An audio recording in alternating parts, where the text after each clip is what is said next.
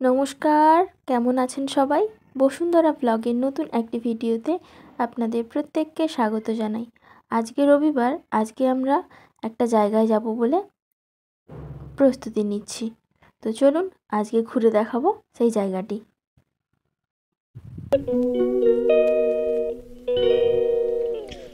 আরেকটা কোথায় গেল? আমরা যাব একটু বাসন্তী মন্দিরে, মানে নতুন পুকুর চণ্ডী মন্দির যাকে বলে আর কি। আর ও বায়না করেছে সেই শাড়ি পরার, শাড়িটা পরেই যাবে। এমনি একটু ঘুরতে যাব, পুজো টুজো দেওয়া দেওয়ির কোনো ব্যাপার নেই, এমনি একটু ঘুরতে যাব, কারণ রবিবার দিনটা হলে আমরা ঘুরতে যাই। তোর কিসের জন্য হাসি হলো ওটা? কি জন্য হাসি হলো? হঠাৎ কও না, সোজাও হবনি তুমি, কিচ্ছু না, তুমি খুব দুষ্টু হয়ে যাচ্ছ এখন। বাজে মেয়ে একটা।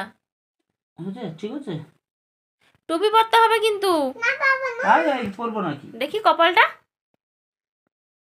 হলুদ শাড়ি বলে হলুদ কালারের টিপ, কুমকুম। আমার তো কোথায় নেই কুমকুম।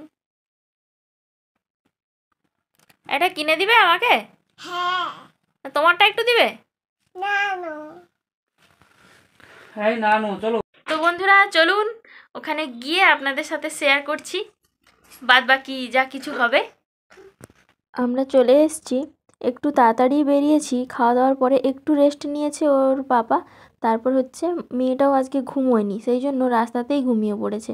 আর আমরা চলেও এসেছি, খুব একটা বেশি দূর নয়, কাছেই। আর আমি তো একটু রেস্ট নেওয়ার সময় পাইনি, তার কারণ রেডি হওয়া, মেয়েকে রেডি করানো, সমস্ত কিছু নিয়ে বা সব কিছু গুছিয়ে টুছিয়ে উঠতেই সেই দেরি হয়ে গেল। তারপরে বেশি দেরি করলাম না, তার কারণ সন্ধে হয়ে গেলে আবার সেই একটা ঝামেলা, ঠান্ডা লাগার তো ব্যাপার আছেই, সেই জন্য তাড়াতাড়ি করে চলে এলাম। ওই দেখুন মন্দিরটি দেখা যাচ্ছে। তো হেঁটেই এতটা রাস্তা আসতে হয়, তার কারণ হচ্ছে গেটের বাইরে বাইক টাইক রেখে আসতে হয়। বিকেল টাইমটা নাকি প্রচণ্ড পরিমাণে ভিড় হয়, তবে আমি তো কোনো দিনও বিকেল টাইমে আসিনি, জানি না। তবে ওর পাপা দেখেছে যে বিকেল টাইমটায় অনেক ভিড় হয়। এসেও দেখছি বেশ একটু ভিড় ভিড় মতো আছে, মানে অনেকেই ঘুরতে টুরতে আসছে। আরও যত বিকেল বাড়বে তখন হয়তো আরও বেশি লোকজন আসবে। এই জায়গাটিতে রয়েছে ফোয়ারা, তবে ফোয়ারাটা এখনও পর্যন্ত চালায়নি, মনে হয় একটু পরের দিকে চালাবে। তো মেয়ে যেহেতু ঘুমোচ্ছে, ওকে এবার একটু তোলার ব্যবস্থা করতে হবে, তা না হলে ওর জন্যই আসা, এতটা মজা সমস্ত কিছু একেবারে নষ্ট। ওই বেশি উদ্বিগ্ন ছিল আসার জন্য।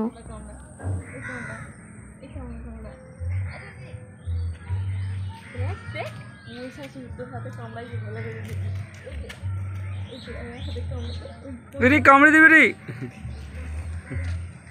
উঠেছে আমাদের মহারানী, উঠেছে, দেখি মহারানী, দেখি এদিকে তাকাও। Light camera action. মহারানী কোথায় আসছিস? ঠাকুর ডাকিছে যে আজকে?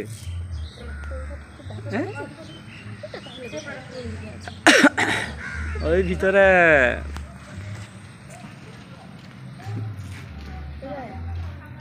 দেখে ঠাকুর ডাকিছিল।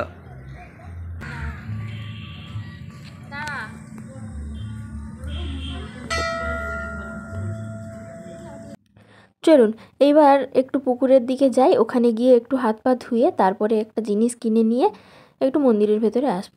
তার কারণ হচ্ছে মন্দিরে আজকে পুজো টুজো দেওয়ার কোনো ব্যাপার নেই, কারণ নিরামিষ করে আসিনি, এমনি একটু ঘুরতে এসেছি যখন একটা কাজ করে যাব।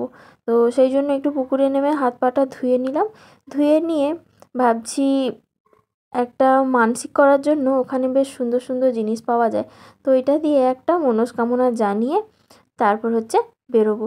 তো মেয়ের হাতে ওই দেখুন সেই ঘটি মতো যে জিনিসগুলো, সেইগুলো একটা নিয়ে নিয়েছি। মেয়ে আর পাপা দুজনে মিলে হেলে দুলে আসছে জিনিসটি নিয়ে, আর আমার হাতে রয়েছে মোবাইল। তো চলুন এবার আস্তে আস্তে করে ভেতরের দিকে যাওয়া যাক। তো এটা যত সন্ধে হবে এদিকটাতে ভিড় নাকি আরও বেশি পরিমাণে হবে, তবে প্রথম যখন আসতাম এদিকটাতে তখন অতটা পরিমাণে ভিড় ছিল না। এখন আবার একটু নতুন নতুন রকমের করেছে, বা একটু লাইট ক্যাপাসিটি, একটু সেলফি জোন, অনেক রকমের অনেক কিছু করেছে, সেই জন্য ভিড়টাও হয় মারাত্মক রকমের। আর এখানে প্রতিমা তো দেখেইছেন, আগেও অনেকবার আপনাদের দেখিয়েছি, তবে এখানের একটা আলাদাই মাহাত্ম্য রয়েছে, যেটা আমাকে সবসময় কিন্তু এই জায়গার প্রতি একটা আকৃষ্ট করে।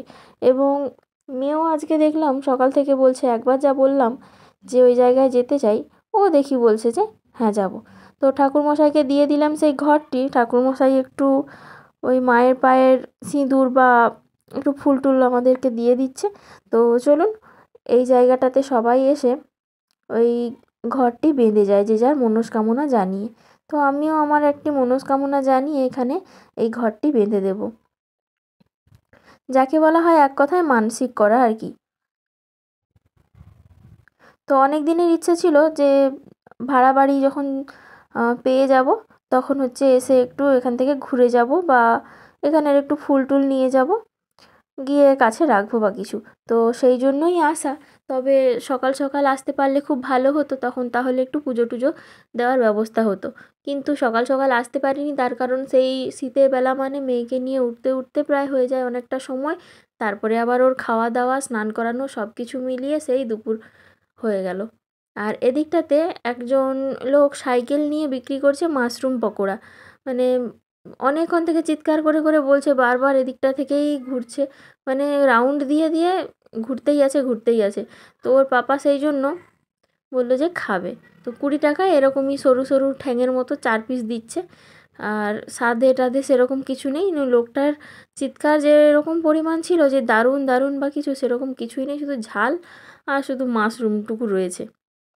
তো মেয়ে একটু একটু খেতে না খেতেই জল খাওয়ার জন্য তাড়া দিচ্ছে।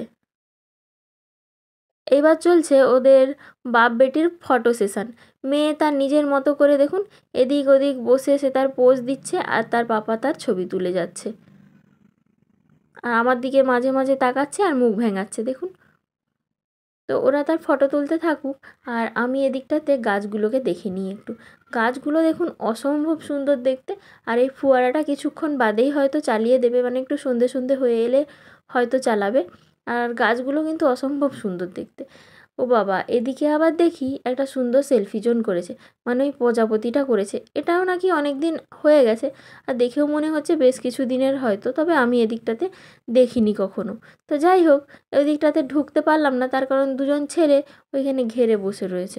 তো যাই হোক, ওই দিকটাতে আর যাওয়ার চেষ্টাও করিনি, যেতে চাইলে হয়তো যেতে পারতাম। আর এই যে গাছটি রয়েছে, গাছটির তলায় কতগুলো কার্তিক ঠাকুর বসে রয়েছে।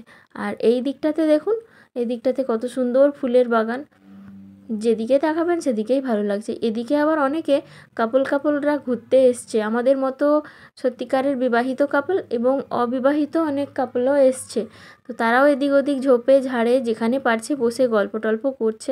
তো যাই হোক, মেয়েও এদিকে বাঁদরামি করছে প্রচুর পরিমাণে, বিশাল পরিমাণে একটা বাঁদরামি করছে, শুধু হাত ছেড়ে পালাই পালাই ভাব।